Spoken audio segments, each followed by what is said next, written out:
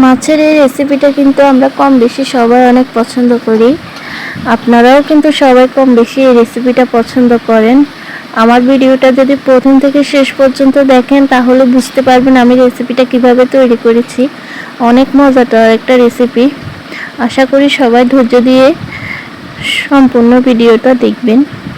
আসসালামু আলাইকুম এভরিওয়ান, আমি জুবাইদা চলে আসলাম আরও একটা নতুন বড় ভিডিও নিয়ে।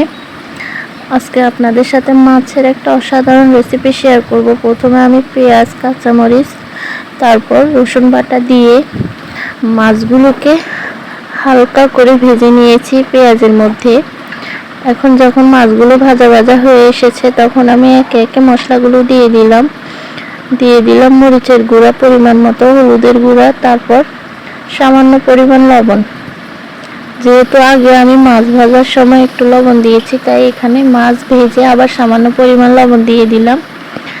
দিয়ে আমি সবগুলোকে চুলার আঁচটা একটু কমিয়ে হালকা আছে ভালো করে ভেজে নিচ্ছি। চুলা যদি জোরে দেন কিন্তু মাছগুলো পুড়ে যাবে, তাই হালকা আছে আমি ভালো করে নেড়েচেড়ে ভেজে নিচ্ছি।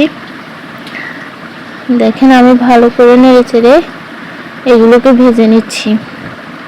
এইভাবে আপনারা ট্রাই করে দেখতে পারেন, অনেক মজা হয়। কিন্তু আপনারা কিন্তু গরম ভাতের সাথে খেতে পারেন, ভালো লাগবে।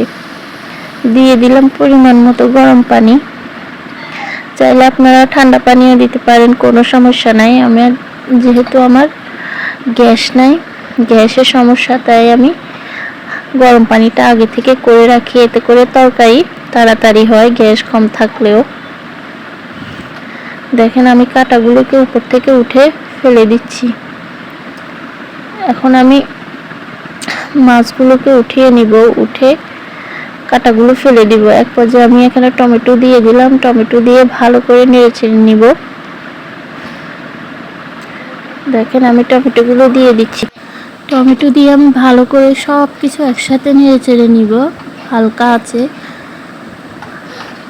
দেখেন আমি ভালো করে নেড়ে নিচ্ছি সব কিছু। মাছগুলোকে উঠে আমি কিন্তু কাঁটা ফেলে দিব, একটা কাঁটাও রাখবো না, কারণ কাঁটা থাকলে কিন্তু এই রেসিপিটা খেতে ভালো লাগে না। দেখেন আমি একদম কাঁটাগুলো সব ফেলে আবার দিয়ে দিচ্ছি ঝোলের মধ্যে। এখন আমি পানিটা একদম শুকিয়ে এগুলাকে ভাজা ভাজা করে ফেলবো, তাহলে কিন্তু খেতে অনেক মজা লাগবে। দেখেন আমি ভালো করে নেড়ে চেড়ে নিচ্ছি খুন্তি দিয়ে। এগুলা কিন্তু একদম পানি শুকিয়ে ভাজা ভাজা করে রান্না করলে অনেক মজা হয়। পানি রাখলে কিন্তু এত ভালো লাগে না খেতে, তাই আমি ভালো করে নেড়ে চেড়ে নিচ্ছি যাতে তলায় না লেগে যায়। আপনারাও চেষ্টা করবেন নাড়ার।